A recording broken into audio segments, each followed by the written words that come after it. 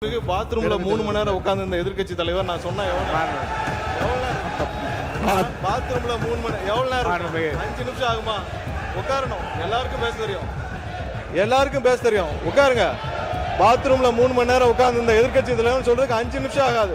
உட்காரணும். என்ன பேசணுமோ இதெல்லாம் தேவையில்லாத வார்த்தைகளை பேசினால் எங்களுக்கும் பேச தெரியும், எங்களுக்கும் பேச தெரியும், எங்களுக்கும் பேச தெரியும். தேவையில்லாத வார்த்தைகளை பேசினால் எங்களுக்கும் பேச தெரியும். என்னவோ அதான் பேசணும். மாண்புமிகு சங்கி அமைச்சர் மன்னிக்கணும், மாண்புமிகு எரிசக்தி துறை அமைச்சர் அவர்கள் பேசணும். இல்லம்மா,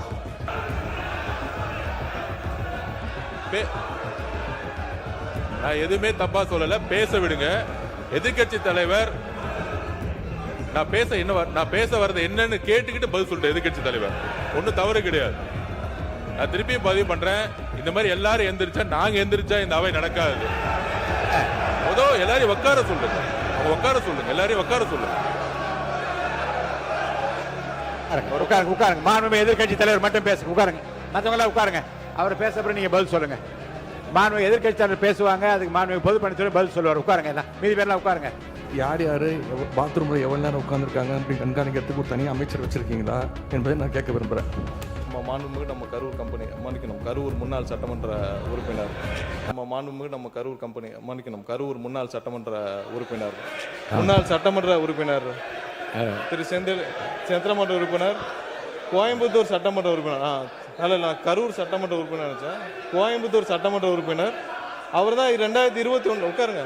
2021 இந்த துறைக்கு உட்காருங்க. அதான் சொல்லிட்டு இருக்காங்க. 2021 அண்ணா மாண்புமிகு அவை முன்னவர் 2021 உட்காருங்க. 2021 அமைச்சராக இருந்தார்.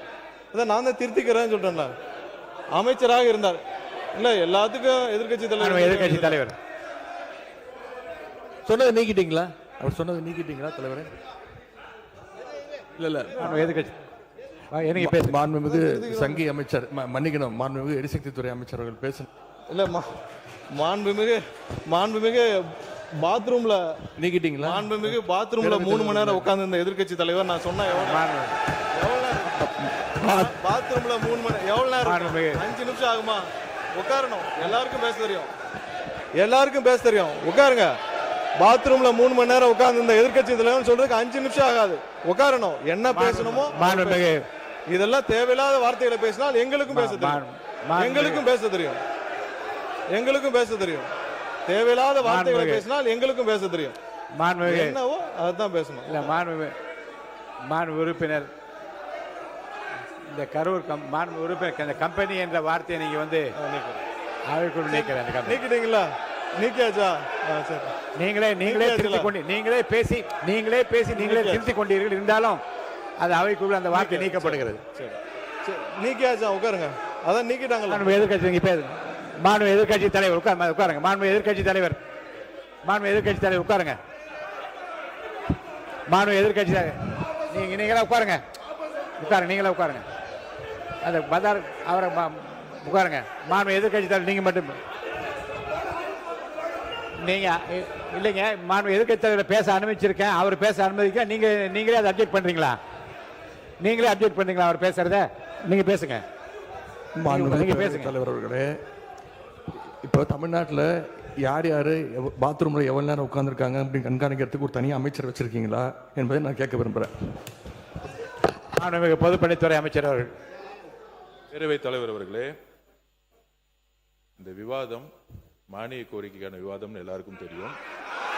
பேச விடுங்க.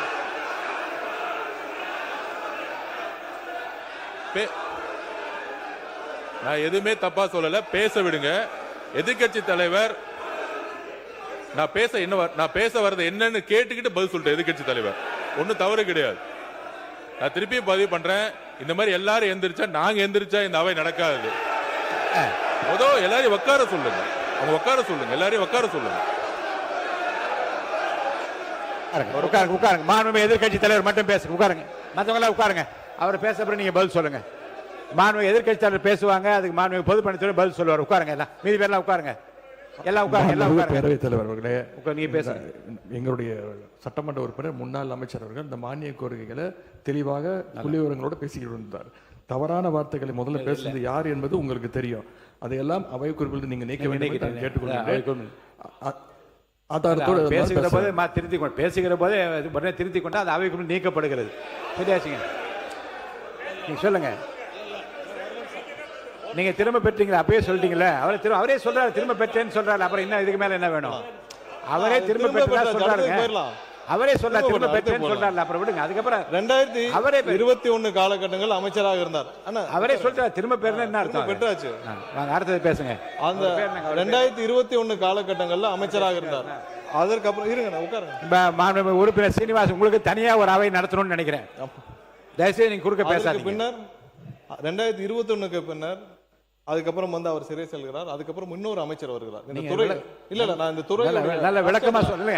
அப்புறம் அண்ணன் தங்கம் அவர்கள் அமைச்சராக இருக்கிறார். அதற்கப்புறம் வந்து மறுபடியும் இன்னொரு அமைச்சர் திரும்பவும் அமைச்சராகிறார். ஏன்னா இந்த துறையில 4 அமைச்சர்கள் போன 5 வருஷத்துல இந்த துறையில 4 அமைச்சர்கள் மாற்றப்படுகிறார்கள்.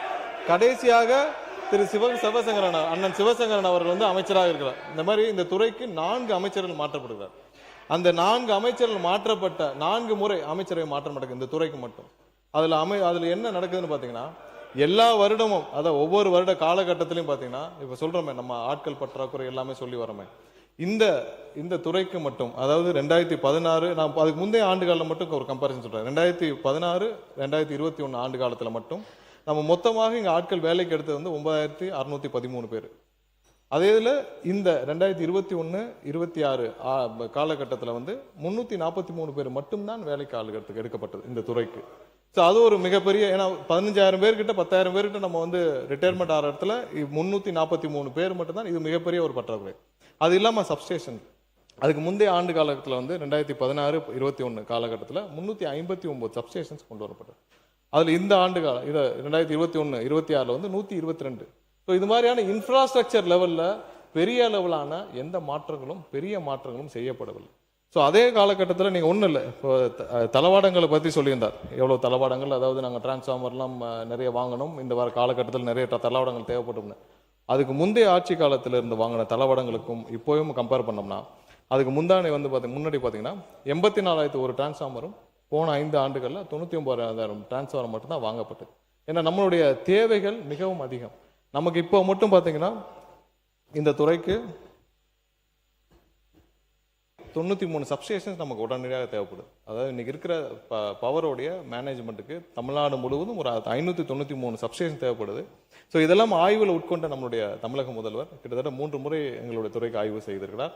அதில் ஆய்வுக்கு உட்கொண்டு இந்த வருடம் மட்டும் உடனடியாக 209 சப்ஸ்டேஷன்ஸை வந்து அப்ரூவ் பண்ணி அதை உடனடியாக நிறுவ வேண்டும் என்று கூறியிருக்கிறார். அடுத்து வர்ற சில ஆண்டுகளில் வந்து 263 சப்ஸ்டேஷன்ஸ் வந்து நம்ம நிறுவ வேண்டும் கேட்டுக்கிறார். இது இல்லாமல் பதில் உரையில் நீங்க விளக்கமாக சொல்லிக்கிறோம். அவங்க இப்ப கேட்டது சியூஜி நம்பருக்கும் கேட்டிருந்தார். சியூஜி நம்பர் ஏர்டெல்ல வந்து அவர்களே வந்து அதுல சேவையில பிரச்சனையா இருந்து அது நிறுத்தப்பட்டது. அது நிறுத்தப்பட்ட காரணத்தினால் நம்ம அதை திரும்ப அந்த நம்பரை வந்து இது மாற்ற முடியுமான முயற்சி செய்தோம். அதுல டெக்னிக்கல் ப்ராப்ளம் இருந்தனால புதிதாக வேற வெண்டர்ட்ட நம்ம நம்பர் வாங்கி அதுவும் நேற்றிலிருந்து பயன்பாடுக்கு வந்துவிட்டது. நன்றி. மாண்பு உறுப்பினர் வி செந்தில் பாலாஜி அவர்கள், முன்னாள் அமைச்சர்.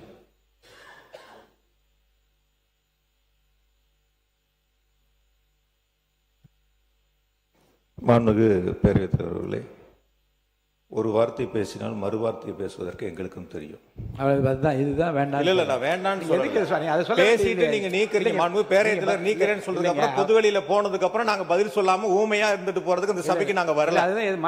எங்களுடைய மக்களுடைய கோரிக்கைகளை நானும் பதில் சொல்லிட்டேன். இருங்க, அவர் சொன்னதுக்கு பதில் சொல்லுங்க. அவருக்கு மாண்புமிகு பேரவைத் தலைவர்களே, அந்த ஹார்ட் டிஸ்க் சம்பந்தமா கேட்டேன். பொதுவெளியில மாண்புமிகு மின்துறை அமைச்சர் அவர்கள் சொல்லுகின்ற பொழுது சீரமைப்புகள், முறைகேடுகள், வார்த்தைகள் பார்த்தீங்கன்னா ஒவ்வொரு பத்திரிகையாளர் சந்திப்பிலையும் பெரிய தடிமனான வார்த்தைகளா பயன்படுத்துற மாதிரி ஒரு தோற்றத்தை உருவாக்குறார். அதான் எங்களுடைய எதிர்க்கட்சி தலைவர் போட்டுதலுக்குரிய எங்களுடைய சின்னவரப்ப சொன்னாங்க காலையில. எது இருந்தாலும் நம்ம பதவி ஏற்றுக்கிட்ட கடமையை நிறைவேற்றக்கூடிய வகையில ஒரு தவறுகள் இருந்தால் உடனுக்குடன் அதை சுட்டி காட்ட வேண்டும், அதன் மீது நடவடிக்கை எடுக்க வேண்டும். அதுதான் நம்ம உறுதிமொழி எடுத்துக்கொண்டதனுடைய அர்த்தம் நிறைவேறும். அப்படி இல்லாம துறையில் சில தவறுகள் இருந்தால் அல்லது முன்னால் உங்களுக்கு கண்களுக்கு அது தவறாக தெரிந்தால் உடனுக்குடன் அதை சுட்டிக்காட்டி நடவடிக்கைகளை மேற்கொள்ள வேண்டும். துணை மின் நிலையங்களுடைய நிலைகளை பற்றி சொன்னார்கள். 423 துணை மின் நிலையங்கள் கடந்த 5 ஆண்டுகளில் திராவிட மாடல் ஆட்சியில் அறிவிக்கப்பட்டு 122 துணை மின் நிலையங்கள் நிறைவேற்றப்பட்டு பயன்பாட்டிற்கு கொண்டு வரப்பட்டிருக்கின்றன. நீங்க கொடுத்த வெள்ளை அறிக்கையிலேயே ஏறத்தாழ 122 துணை மின் நிலையங்கள் 10,109 கோடி ரூபாய் மதிப்பீட்டில் பணிகள் நடைபெற்று வருகின்றன என்று உங்களுடைய வெள்ளை அறிக்கையில் நீங்களே தெரிவித்திருக்கின்றீர்கள். அதற்கு 5,066 கோடி ரூபாய் செலவுகள் செய்யப்பட்டிருக்கின்றன, மீதம் இருக்கக்கூடிய பணிகள் நடைபெற்று வருகின்றன என்று சொன்னீர்கள்.